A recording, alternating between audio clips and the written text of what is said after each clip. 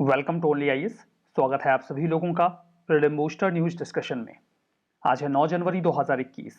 तो आइए देख लेते हैं ऐसे कौन से इंपॉर्टेंट आर्टिकल्स हैं जो आज हम कवर करने वाले हैं। हमारा पहला आर्टिकल NIIO के बारे में है, जिसका फुल फॉर्म है naval innovation and indigenisation organisation. Context ये है कि NIIO को अभी हाल ही में हमारे ऑनरेबल रक्षा मंत्री ने लॉन्च किया। अब ये है क्या चीज, आप अगर नाम पर ध्यान देंगे तो आपको समझ में आ जाएगा। नेवल फील्ड में इनोवेशन को बढ़ावा देना है, दैट टू इंडिजिनियस वे से। और इस इंडिजिनियस वे में इनोवेशन को बढ़ावा देने के लिए हमने एक ऑर्गेनाइजेशन बना दिया है। यही न्यूज़ है। इसका ऑब्जेक्टिव ये रहेगा कि हम डिफेंस के फील्ड में अपनी सेल्फ रिलायंस को बेहतर करें, आत्मनिर्भरता को बढ़िया करें और इसके लिए इंडिजिनियस तरीके से इनोवेशन को आगे बढ़ाएं। ऐसा नहीं कि बात बात पर दूसरे देशों से हमें इक्विपमेंट्स या फिर नेवल शिप्स को खरीदने की आवश्यकता पड़े, सबमरीन्स को खरीदने की आवश्यकता पड़े, हम उसे खुद ही डेवलप करें। और इसे डेवलप करने के लिए हमने एक ऑर्गेनाइजेशन NIIO के नाम से बना दिया है, जो कि काफी इंपॉर्टेंट है। अभी जो ऑर्गेनाइजेशन है ये 3 टीयर्ड स्ट्रक्चर पे काम करेगा। इसमें 3 टीयर्स होंगे। तो जो पहला टीयर है that is national technology acceleration council. मतलब ये एक ऐसी काउंसिल होगी जो टेक्नोलॉजी को एक्सेलरेट करेगी, बढ़ाने का प्रयास करेगी।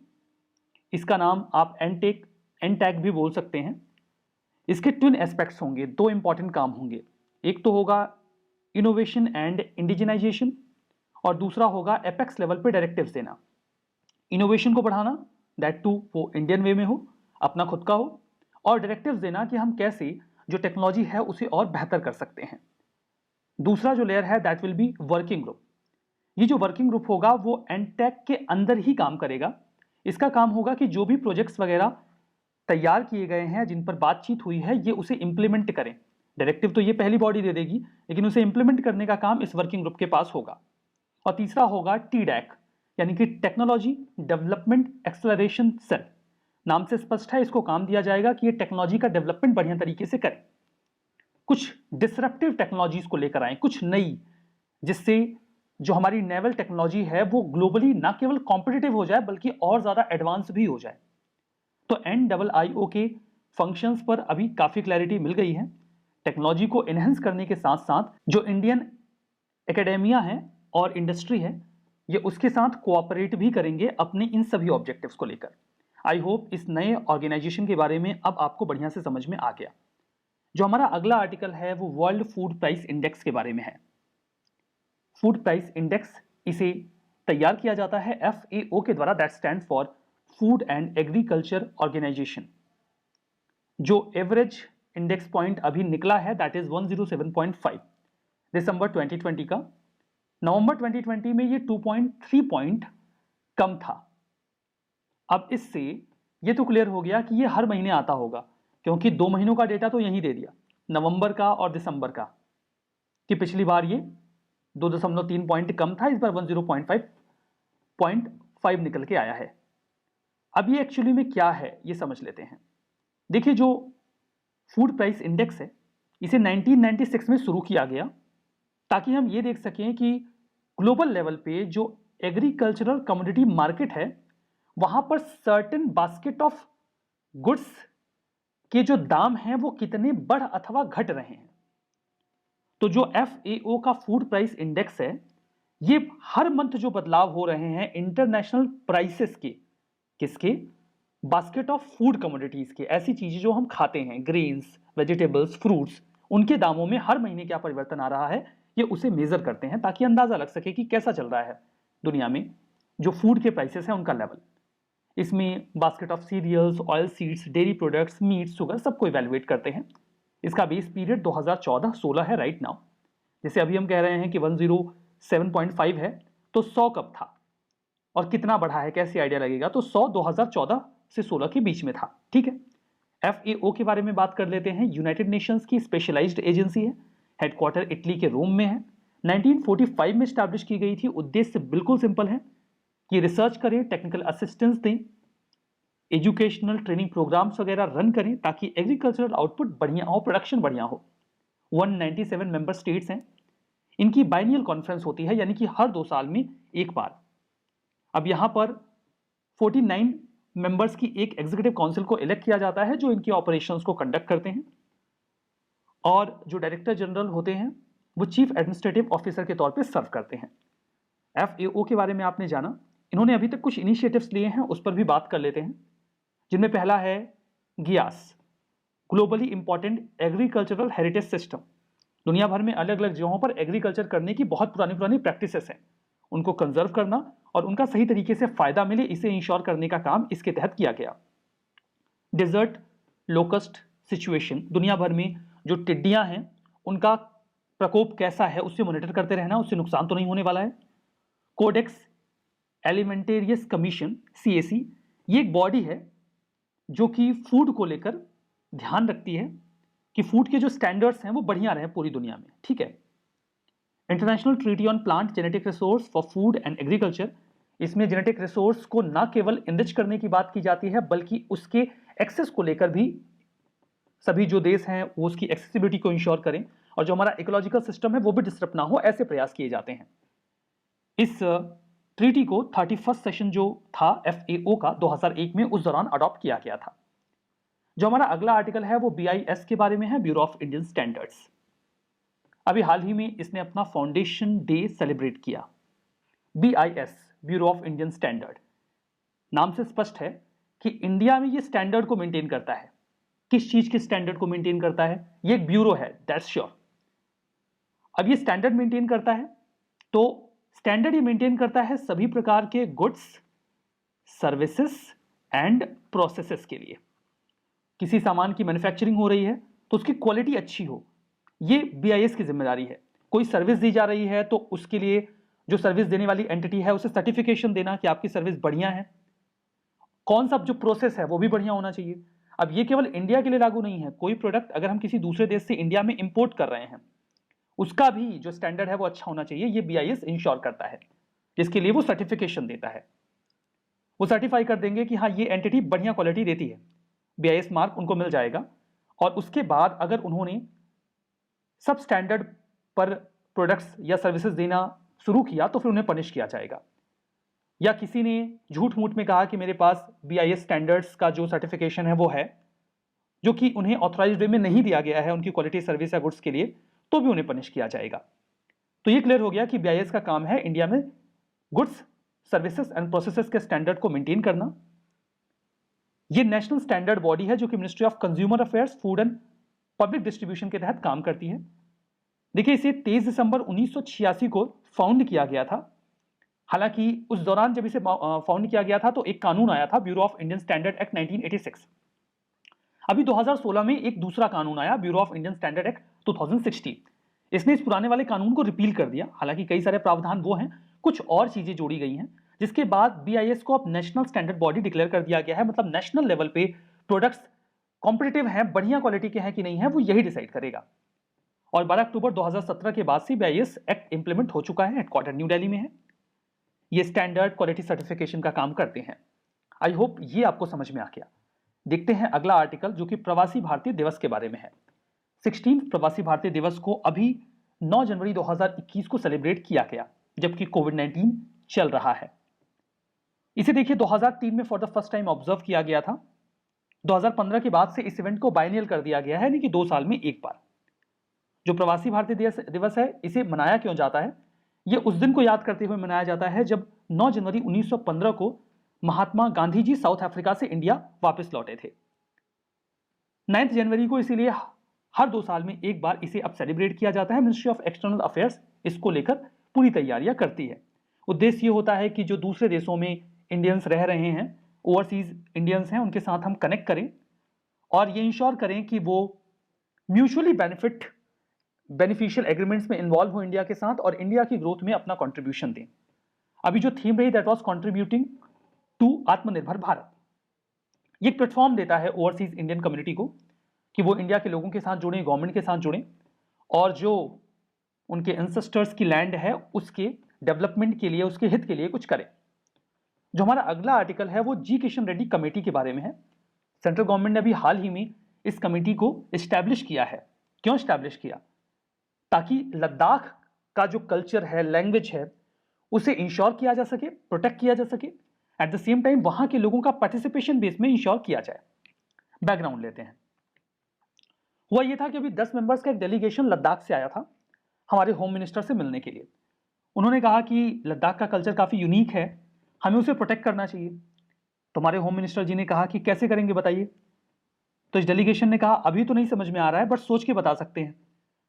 तो उन्होंने कहा कि रैंडमली मत सोचिए, कमेटी बना देते हैं, आराम से इत्मीनान से बैठ के सोच के बताइए, और उसके बेसिस पे हम डिसाइड करेंगे कि आगे हम जो भी कल्चर और लैंग्वेज है उसे कैसे प्रोटेक्ट करना है, लोगों का पार्टिसिपेशन कैसे इंश्योर करना है।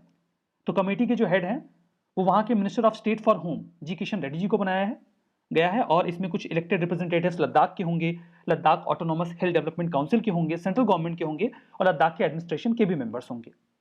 जो हमारा अगला आर्टिकल है वो बहुत ही इंपॉर्टेंट है, that is related to new industrial development scheme for Jammu and Kashmir.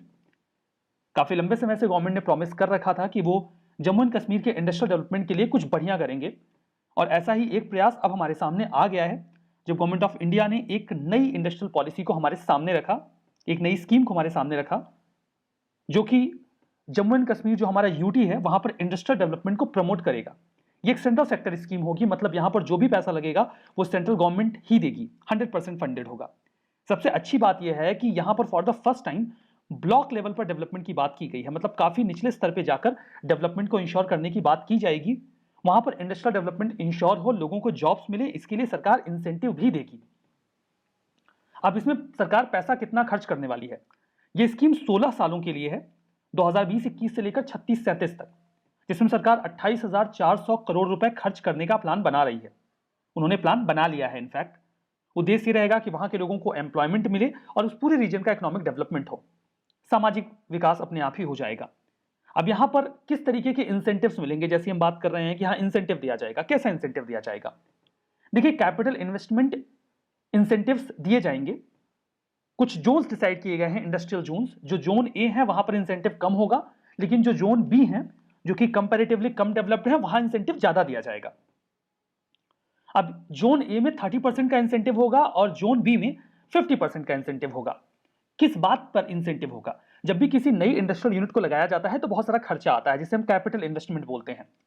जैसे कि लैंड लेना, वहां पर बिल्डिंग्स को खड़ा करना, मशीनरी लेकर आना, तो इन सभी चीजों में काफी खर्चा आता है। तो इसमें जो भी खर्चा आएगा जोन ए में उसका 30% गवर्नमेंट पे कर देगी और जोन बी में 50%। लेकिन ये नहीं कि 1000 करोड़ आपने इन्वेस्टमेंट करने का प्लान बना लिया और उसके बाद 300 करोड़ सरकार से मांग लिए, ऐसा नहीं है। मैक्सिमम जो लिमिट रखी गई है वो 50 करोड़ की रखी गई है, और उसमें भी जोन ए में गवर्नमेंट मैक्सिमम 5 करोड़ का इंसेंटिव देगी और जोन बी में मैक्सिमम 7.5 करोड़ का इंसेंटिव देगी। ठीक है, तो ये क्लियर हो गया कि इंसेंटिव कैसे दिए जा रहे हैं। दूसरा है कैपिटल इंटरेस्ट सबवेंशन। आप लोन भी ले सकते हैं वहां पर इंडस्ट्रीज को सेटअप करने के लिए। आपने अगर लोन लिया है 500 करोड़ रुपए तक का, यहां पर तो देखिए 50 करोड़ का मुद्दा है, यहां पर आप 500 करोड़ तक का लोन ले लीजिए, उस पर जो भी इंटरेस्ट आपको पे करना पड़ेगा उसका 6% गवर्नमेंट पे कर देगी, वो भी 7 साल तक। बहुत बढ़िया बात है। मतलब सपोज करिए कि वो बैंक आपसे 10% जो इंटरेस्ट है वो चार्ज कर रहा है, तो आपको केवल 4% पे करना है, 6% गवर्नमेंट पे कर देगी। मैन्युफैक्चरिंग सेक्टर में भी और सर्विस सेक्टर में भी। अब जीएसटी लिंक्ड इंसेंटिव की भी बात की गई है। जीएसटी लिंक्ड इंसेंटिव को लेकर आप ये कंफ्यूज बिल्कुल मत करिएगा कि जो वो फर्म जीएसटी पे करेगी उसको सरकार वापस कर देगी, ऐसा कुछ नहीं है। इसमें वापस करने का जो मैकेनिज्म है वो एज यूजुअल जैसे पूरे देश में है वैसे ही रहेगा। यहां ऐसा कुछ स्पेशल नहीं है। यहां जीएसटी को आधार बनाकर यह पता किया जाएगा कि सामने वाली इंडस्ट्री को इंसेंटिव दिया जाए कि ना दिया जाए। जीएसटी कोई इंडस्ट्री तब पे करती है जब उसके प्रोडक्ट्स या सर्विसेज बिकते हैं। अगर नहीं बिक रहे हैं तो वो जीएसटी नहीं पे कर रही है। इससे पता चल जाएगा कि ये इंडस्ट्री अच्छा परफॉर्म नहीं कर पा रही है, मतलब इसे मदद की जरूरत है, तो उसे मदद दी जाएगी। अब मदद कितनी दी जाएगी? जो उसका एक्चुअल इन्वेस्टमेंट ऐसा था जिस पर सरकार ने उसको इंसेंटिव दिए थे, लाइक सपोज करिए कि 5 करोड़ का इंसेंटिव सरकार ने उसको दिया था। बाकी ये अपर स्कीम्स की जो हम बात कर रहे हैं इसमें जो भी इंसेंटिव उसे मिले हैं उसका 300% यानी कि 15 करोड़ रुपए इस एग्जांपल के तौर पे हम ले लेते हैं, उसे 10 सालों के भीतर इंसेंटिव के फॉर्म में दिया जाएगा। इसमें भी एक कंडीशन है कि एक साल में जो टोटल एलिजिबल अमाउंट है आपका इंसेंटिव का, उसका 10% से ज्यादा इस जीएसटी लिंक्ड इंसेंटिव में नहीं दिया जाएगा।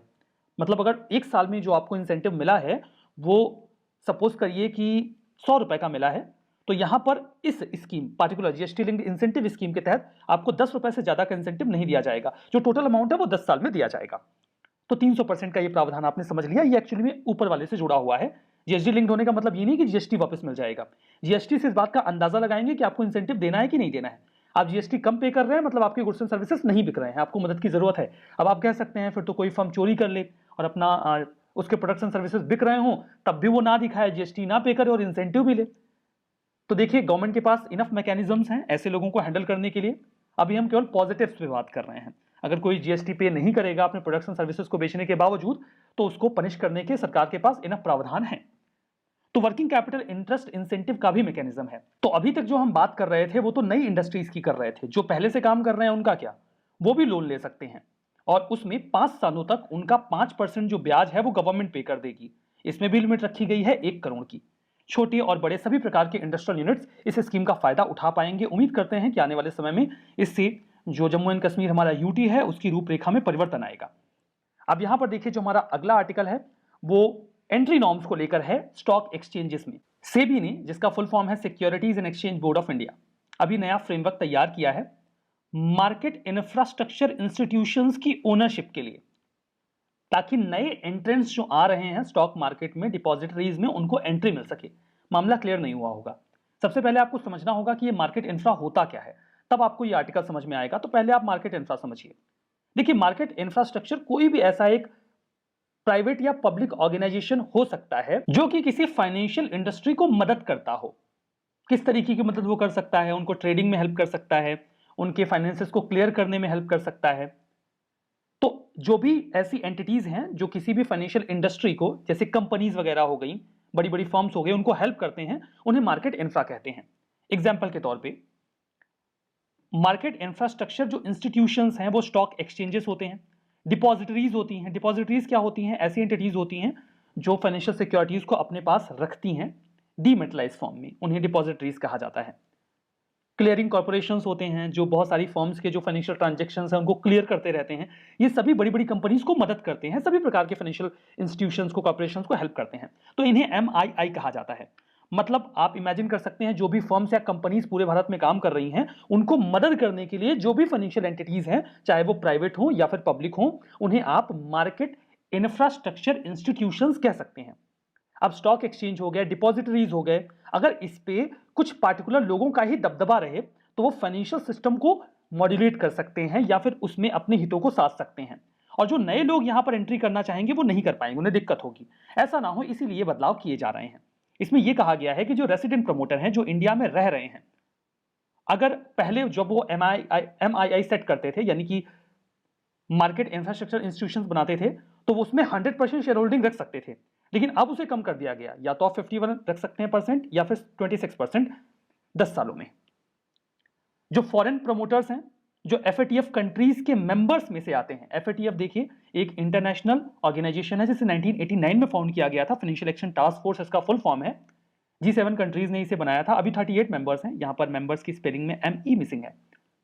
तो अगर ये 38 मेंबर्स में से कोई इंडिविजुअल आता है और वो यहां पर MII स्टैब्लिश करता है, तो पहले वो 49% की शेयर होल्डिंग रख सकता था, लेकिन अब इसको घटा के 26% या फिर 15% कर दिया गया है।